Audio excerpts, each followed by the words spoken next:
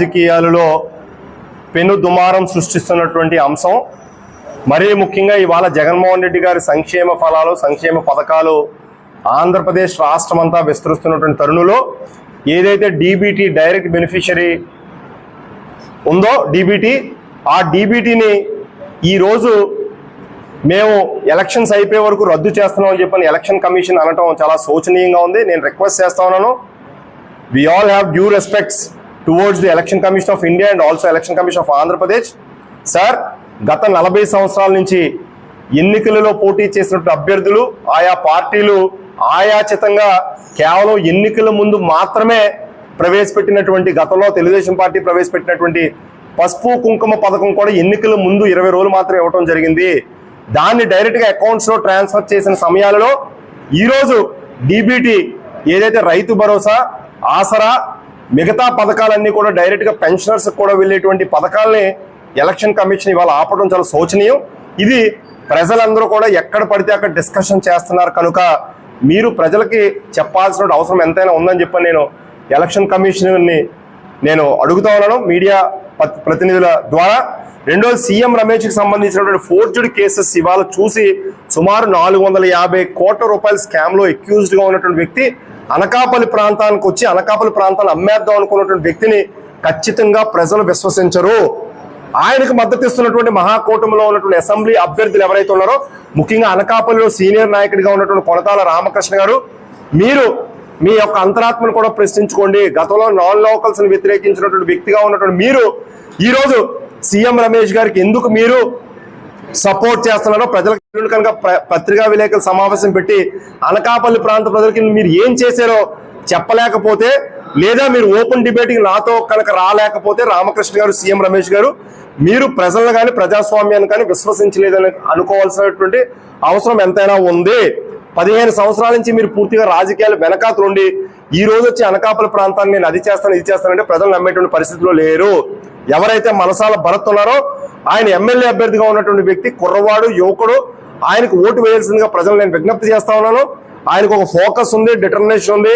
నేను ఈ అనకాపల్లి ప్రాంతంలో కంపెనీలు పెడతాను, ఫ్యాక్టరీలు పెడతాను, ఉద్యోగ అవకాశాలు తీసుకొని వస్తామని చెప్పని చెబుతున్నటువంటి భరత్ గారికి పూర్తి స్థాయిలో మరి ఆయన ఓటు వేయాలని, బూడు ముత్యాలరెడ్డి గారు లోకల్ గా ఒక వార్డు మెంబర్ స్థాయి నుంచి డిప్యూటీ సీఎం స్థాయి వరకు రైతులు, కర్షకులు, కార్మికులు, మహిళలు పైన గౌరవం, ప్రేమ ఉన్నటువంటి వ్యక్తి, కింది స్థాయి నుంచి ఎదిగినటువంటి వ్యక్తి బూడు ముత్యాలరెడ్డి గారికి మీ అందరూ కూడా సపోర్ట్ చేయాలని, నాతో పాటు గత 25 సంవత్సరాల నుంచి రాజకీయ పరంగా వివిధ ప్రజా సంఘాల రూపంగా నడిచినటువంటి వ్యక్తులందరినీ అపీల్ చేస్తా ఉన్నాను. మంచేంటి చెడేంటి అనేటువంటి విచక్షణతో మనందరమే ఓటు వేయాల్సిన అవసరం ఎంతైనా ఉందని చెప్పని తెలియజేస్తూ, మరీ ముఖ్యంగా పాలిట్ బ్యూరో సభ్యులు అయ్యన్న పాత్రుడు గారు గతంలో చాలా బేరాలు పలికాడు. వాళ్ళ అబ్బాయితో ప్రెస్ మీట్లు పెట్టించారు. ఆయన ఖచ్చితంగా నేను నాన్ లోకల్స్ విభేదిస్తాను, ఎవరు వచ్చినా కూడా బోర్డర్లో అడ్డుకుంటానని చెప్పని, అవసరం బాంబులు వేస్తానని చెప్పిన వ్యక్తి ఇవాళ పిల్లిలాగా ఇంట్లో కూర్చుంటే ప్రజలందరూ కూడా మీ తాలూకు ఐడియాలజీ సిద్ధాంతం ఏంటని చెప్పని అనుకుంటా ఉన్నారు. ఈరోజు నాన్ లోకల్ అయినటువంటి సీఎం రమేష్ దగ్గర మీరు 24 కోట్ల రూపాయలు డబ్బులు తీసుకున్నారని చెప్పని బయట ప్రజలందరూ ఆరోపణలు చేస్తున్నారు, ప్రజా సంఘాలు ఆరోపణలు చేస్తారు. మీ పార్టీలో ఉన్నటువంటి తెలుగుదేశం పార్టీలో ఉన్నటువంటి సీనియర్ నాయకులు కూడా డైరెక్ట్ గా వాట్సాప్ లో మెసేజ్లు పెట్టి అయ్యన్న పాత్రుడు గారు అమ్ముడు పోయారని చెప్పని అంటున్నారు. దానికి వాటికి సమాధానం చెప్పాల్సిన అవసరం ఎంతైనా ఉందని చెప్పని నేను ఈ పత్రికా విలేకరుల సమావేశం చెబుతా ఉన్నాను. ముగ్గురు కలిపి ఒక వ్యక్తిని కొట్టాలనుకుంటున్నారండి. ముగ్గురు మోడీ గారు, చంద్రబాబు నాయుడు గారు, పవన్ కళ్యాణ్ గారు ముగ్గురు కలిపి జగన్ అనే వ్యక్తిని కొట్టి పడేద్దామని అనుకుంటున్నారు. ఎవరైనా రోడ్డు పైన సైకిల్లో చిన్న యాక్సిడెంట్ జరిగి ఒక్కడిని బండి మీద ఉన్న ఒక ముగ్గురు వచ్చి సైకిల్లో తొక్కే వ్యక్తిని కొడితే సామాన్య ప్రజలు కూడా ఏమయ్యా తప్పు చేస్తామని చెప్పని అడుగుతారు.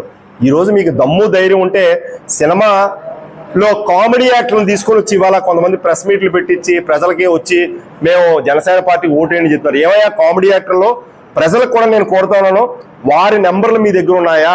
పవన్ కళ్యాణ్ గారి నెంబర్ మీ దగ్గర ఏమైనా ఉందా? ఒకవేళ ఇన్ కేసు రేపు ఏదైనా సమస్య వస్తే, ఒక పోలీస్ స్టేషన్లో సమస్య, రెవెన్యూలో సమస్య, పంచాయతీరాజ్ శాఖలో సమస్య, ఇరిగేషన్ డిపార్ట్మెంట్లో కనుక సమస్య వస్తే మీరు ఎవరికి ఫోన్ చేయాలి? కేవలం వాళ్ళు వచ్చి యూట్యూబ్లో సోషల్ మీడియాలో ఫోటోలు పెట్టుకొని నేను పవన్ కళ్యాణ్ ప్రచారం చేశానని చెప్పన్నారు. మా ప్రజలు చాలా విఘ్నులు. ఎవరైతే మంచి చేశారో వాళ్ళని గుండెలో పెట్టుకుంటారు. కామెడీ యాక్టర్స్ వస్తే ఫోటోలు తీసుకొని వాళ్ళు వాట్సాప్లో స్టేటస్లు పెట్టుకుంటారు తప్ప మా వాళ్ళు ఎవరు కూడా వీళ్ళందరూ వచ్చి హైర్ బ్యాచ్ ఫ్లైట్లో రావటం, దిగడం, హోటల్లో కూర్చోవటం, ఈ జబర్దస్త్ బ్యాచ్ వీళ్ళందరూ కూడా వచ్చి లోకల్గా ప్రచారం చేస్తున్నటువంటి విషయాలను కూడా ఎన్నికల కమిషన్ కొంత సీరియస్గా తీసుకోవాల్సిన అవసరం ఎంతైనా ఉందని చెప్పని, కోట్ల రూపాయల స్కామ్లో ఇరుక్కున్నాడని చెప్పని అన్ని పత్రికలు, నేషనల్ మీడియా కూడా అటెన్షన్ ఇచ్చి ఇతను అక్యూజ్డ్గా ఉన్నాడు, బ్యాంక్రప్సీ చేశాడు, షెల్ కంపెనీస్ ఉన్నాయని చెప్పని చెప్పకనే చెప్పడం గతంలో జరిగింది. ఇలాంటి వ్యక్తికి ఎందుకు ఓటేయాల్సిన అవసరం ఉంది? స్వయంగా ఆ పార్టీకి సంబంధించిన జీవీఎల్ నరసింహారావు గారు పార్టీకి, రిజర్వ్ బ్యాంక్ ఆఫ్ ఇండియాకి లెటర్స్ పెట్టి మీలాంటి వ్యక్తులు ఇక్కడ చట్టసభల్లో ఉండకూడదు, ఇలాంటి వ్యక్తులు బీజేపీలో తీసుకోవద్దని కూడా గతంలో నరేంద్ర మోదీ గారు చెప్పడం జరిగింది. మరి నాకు అర్థం కానటువంటి విషయం ఏంటంటే, గతంలో మోడీ గారిని బాగా బూతులు తిట్టి ధర్మ పోరాట దీక్షలో ఈరోజు మళ్ళీ అదే వ్యక్తిని అనకాపల్లి ప్రాంత ప్రజలు కాదు విశ్వసించట్లేదు. ఇక్కడ ఉన్నటువంటి నాయకులు వారి యొక్క మూటలకు ఇష్టపడి మరి కన్విన్స్ అయ్యి కాంప్రమైజ్ అయిపోయినట్టుగా ఉన్నారు. అందువల్ల ఈ ప్రాంతంలో మీ యొక్క పెత్తనం ఖచ్చితంగా చెల్లబోదు. మీ పైన పలు కేసులు ఉన్నాయి. ఈ కేసులు ఉన్నాయా లేదా అనేది సీఎం రమేష్ ఈ అనకాపల్లి పార్లమెంట్ నియోజకవర్గంలో ఉన్నటువంటి ప్రజలందరికీ కూడా ఖచ్చితంగా చెప్పాల్సిన అవసరం ఉంది. మీ మీద ఒక డాక్యుమెంట్ రిలీజ్ అయింది, ఇవన్నీ కూడా వాస్తవాలు. ఎఫ్ఐఆర్ కాపీలు ఉన్నాయి మీ పైన, మీరు బ్యాంక్రప్సీ చేసినటువంటి విషయాలు ఉన్నాయి, జీవీఎల్ నరసింహారావు స్వయంగా లెటర్ రాసి ఉన్నాయి, జాతీయ మీడియాలో మీరన్నీ మాట్లాడినటువంటి విషయాలన్నీ కూడా మీ పైన పూర్తిగా వేయటం జరిగింది. ఇవన్నిటికీ కూడా మీరు సమాధానం చెప్పాలి.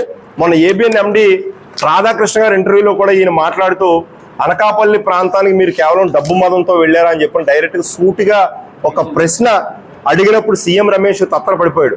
అసలు ఇక్కడ ఉన్నటువంటి మూలాలు ఏంటి? ఆయన గత సంవత్సర కాలంలో నేను ఇక్కడ ఎంపీగా పోటీ చేద్దాం అనుకుంటే ఏ గ్రామానికైనా ఏ మండలానికైనా ఒక వాటర్ పంపు కానీ, ఒక స్కూల్ పిల్లలకి బ్యాగులు కానీ, లేదా ఒక సీసీ రోడ్డు కానీ వేయించాడా? దయచేసి ఇక్కడ ప్రజలు విఘ్నతతో ఆలోచన చేయండి. వారు కేవలం డబ్బు సంచులతో వచ్చి ఇక్కడ డబ్బు మూటలు ఇక్కడ ఉన్నటువంటి మొత్తం ల్యాండ్ బ్యాంక్ అంతా కూడా ఎత్తుకుపోవడానికి సిద్ధంగా ఉన్నారు తప్ప ఇక్కడ ప్రాంత ప్రజలకు ఏదో చేద్దామనే ఆలోచన ఉన్నటువంటి వ్యక్తులు కాదు. విచక్షణతో ఆలోచించండి. నాయకులు కాంప్రమైజ్ అయ్యారు కేవలం వారు డబ్బు సంచులు అందుతాయని చెప్పని. కానీ ప్రజలు, నేను తెలుగుదేశం పార్టీలో పనిచేశాను కాబట్టి నాకు తెలుసు, అక్కడ కూడా విశ్వసనీయతగా ఉన్నటువంటి వ్యక్తులు ప్రజలు చాలా మంది ఉన్నారు.